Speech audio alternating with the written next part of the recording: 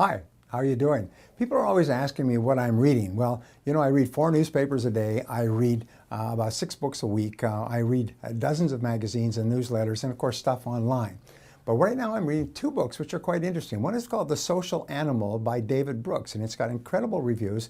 It's all about how we become successful and effective socially, starting off from limited backgrounds, and the decisions we make and the steps we take and the ramifications of those steps throughout our lives, which is one of the things that I've been talking about for years and years and years, that successful people think about the long-term consequences of what they're doing, and if you do, the long-term consequences are going to be a lot better than if you don't.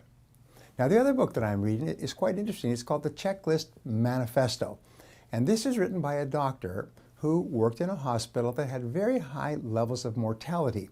And he went through and took over the hospital and found that everybody was operating the best they could, but there were no checklists, like an airplane pilot's checklist. So what he did is he introduced checklists for every single position where people dealt with patients.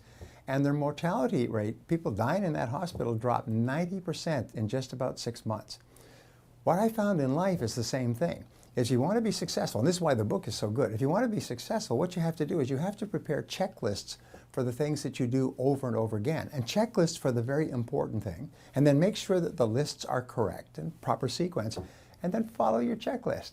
If you follow your checklist, you make fewer mistakes, you get more done faster, and you become more successful faster as well. So that's what I'm reading, The Social Animal and The Checklist Manifesto. Give them a try. Oh, by the way, before you leave, I noticed that from your comments, many of you are writing books, and some of you are having writer's block, some of you aren't progressing as fast as you want. And so I'd like to know from you, those of you who are writing books, what is it that you do to get up, get going, overcome writer's block, to be a productive writer? Let me know so we can share it with other people.